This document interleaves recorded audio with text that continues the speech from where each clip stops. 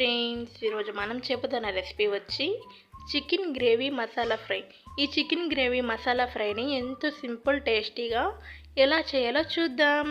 వీడియోలోకి వెళ్ళే ముందు ప్లీజ్ లైక్ చేయండి, షేర్ చేయండి, సబ్స్క్రైబ్ మాత్రం మర్చిపోకండి ఫ్రెండ్స్. ఇప్పుడు వీడియోలోకి వెళ్ళిపోదాం. ముందుగా హాఫ్ కిలో చికెన్ తీసుకొని క్లీన్గా కడిగి పక్కన పెట్టుకోండి. అలానే 2 పెద్ద సైజు టమాటాలు, ఒక పెద్ద సైజు ఉల్లిపాయని కట్ చేసి పక్కన పెట్టుకోండి. 2 పచ్చిమిర్చి, కొద్దిగా కొత్తిమీర కూడా తీసుకొని పక్కన పెట్టుకోండి. ఇప్పుడు ఒక మిక్సీ జార్ తీసుకొని టమాటా ముక్కలు మిక్సీ జార్లోకి వేసుకోండి. అలానే పచ్చిమిర్చి కూడా వేసుకోండి. అలానే కొత్తిమీర కూడా వేసేసుకోండి. ఇవన్నీ వేసుకొని మెత్తగా మిక్సీ జార్ పట్టుకోండి. ఇలా పేస్ట్ లాగా పట్టుకొని పక్కన పెట్టుకోండి. ఇప్పుడు స్టవ్ వెలిగించి 3 టేబుల్ స్పూన్ ఆయిల్ వేసుకోండి. ఆయిల్ వీటెక్కాక 1 టేబుల్ స్పూన్ ఆవాలు వేసుకోండి. ఆవాలు చిటపటాన్ని వేగాక మనం ముందుగా కట్ చేసి పెట్టుకున్న ఉల్లిపాయ ముక్కలు వేసుకోండి.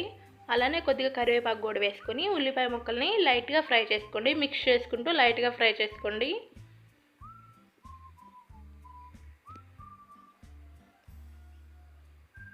ఉల్లిపాయ ముక్కలు లైట్గా ఫ్రై అయ్యాక ఇప్పుడు 1 టేబుల్ స్పూన్ అల్లం వెల్లుల్లి పేస్ట్ వేసుకొని పచ్చి వాసన పోయేదాకా ఫ్రై చేసుకోండి. మిక్స్ చేసుకుంటూ ఫ్రై చేసుకోండి.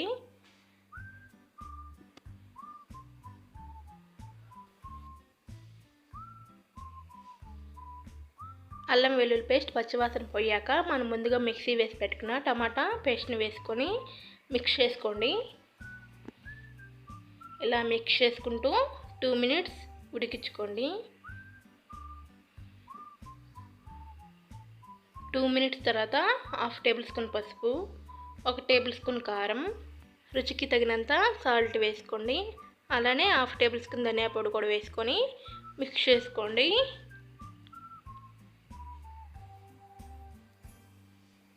మిక్స్ చేసుకున్నాక మసాలా ఆయిల్ ఇలా వచ్చేదాకా మసాలాను ఉడికించుకోండి. ఇలా మసాలా నుంచి ఆయిల్ వచ్చాక మనం ముందుగా క్లీన్ చేసి పెట్టుకున్న చికెన్ ముక్కలను వేసుకొని మిక్స్ చేసుకోండి.